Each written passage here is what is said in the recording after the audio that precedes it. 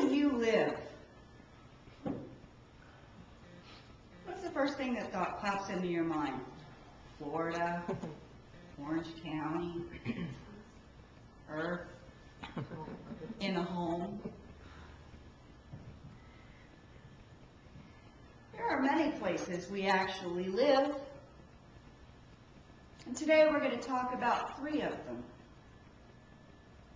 Our physical environment, our mental or emotional environment, and our spiritual environment. How many of you think that you do pretty well on a daily basis here in the world, handling things that come to you and acting and reacting and sorting things out and putting things in their cubby hose and getting to work on time and paying your bills, and everybody do fairly good with that? Yeah. Fairly good. How many of you would consider yourself pretty grounded, pretty level-headed? I'll give you a new way to look at your physical world. Your physical world, for all practical purposes, is your external world, is it not? Mm-hmm. And all that goes on around you, whether it be in your environment, in your scope, or whether it goes on a worldly basis. Because a lot of us look at the TV, and we watch the TV, and we bring that stuff into us and let us affect us in the physical, do we not? How many people are out there looking for jobs now? Because the economy is so poor, we've allowed that to affect our physical. It has to. We have to make a living. We have to pay our bills. Have to pay our mortgage. They'll come take our house. Come take our car. Got to afford gas to put in the car. Isn't it amazing how gas is going up so rapidly?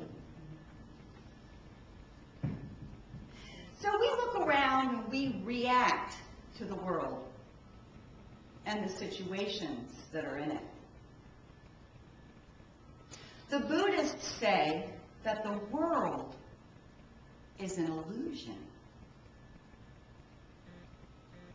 And scientists will say, is the wall really yellow?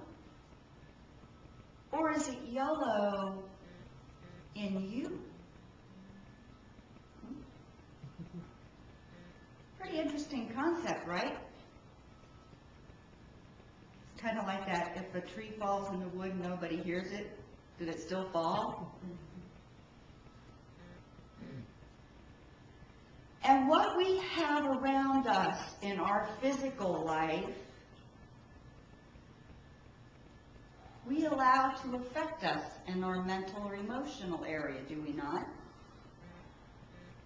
How many of you have perfectly clean houses, perfectly neat, not a spot of dust, all your drawers are organized, there's no overcrowding, nothing is where it doesn't belong, everything is in its place, everything is perfect? How many of you have that? Neither. And as we look around at our physical life, do we see things in our physical life that make us uncomfortable? Like our clutter. Because what happens if you have all this clutter around you? Your brain is going, handle me, fix me, clean me. How many of you pulled out that kitchen drawer and said, I'm going to go through this drawer? You know, the junk drawer where you put everything. It won't open anymore. And something amazing happens when you start to clean your physical environment.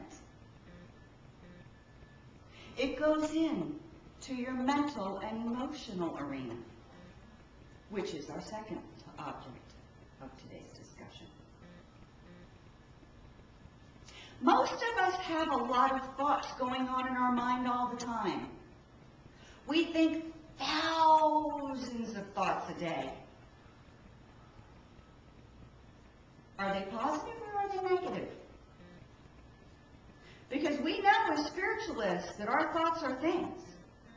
And if we're continuing to think on a negative basis and continuing to take our physical world and make the lack that we see with our physical eyes part of us, what do we get? Law of attraction, law of vibration. Because if you're putting that fear into what's going on, what are you going to draw to you? Fear, lack, limitation. What do people do in their heads? They make excuses. Well, I can't. I'm too fat. I'm too tall. I'm too short. I'm not smart enough. I don't have a college degree. I don't do well in front of people. I've never done well in school.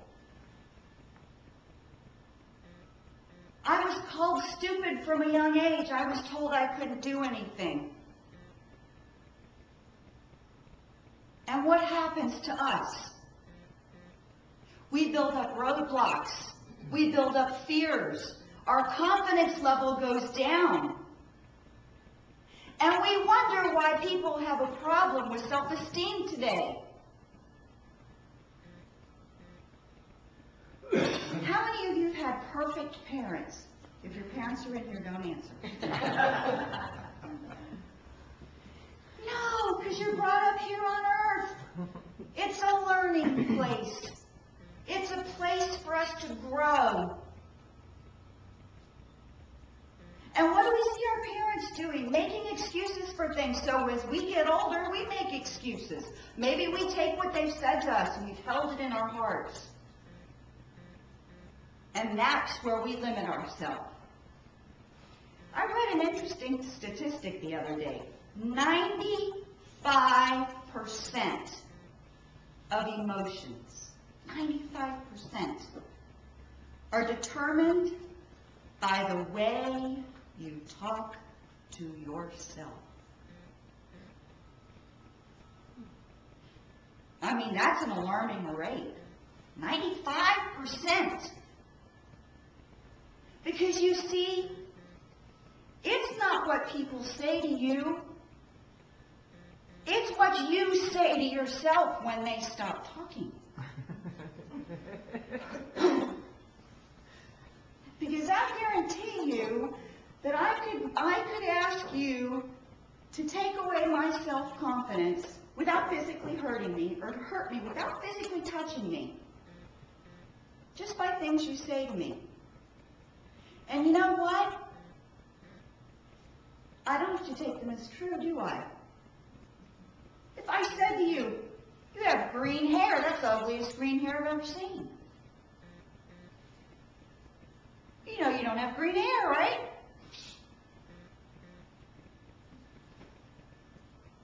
But if I kept at you long enough and said, you are so self-centered, you are so egotistical, you are so narcissistic, don't you think of anybody else? Then what do you do? Oh my God, how does she know me so well? You see, it's not what people say to you, it's how you interpret it. And how do you interpret it? From all of your life experiences that you've brought forward. From those little knocks that you took in school, in elementary school, saying your teeth weren't straight, your hair was ugly. So it's up to you what you go inside there and think. And when those thoughts come into you, you can say, nope, I'm not thinking that way anymore. I'm not going to take it personal. Do not take it personal. Now, how hard is that?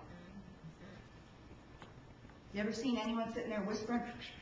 You're going, oh my God, I just know they're talking about me.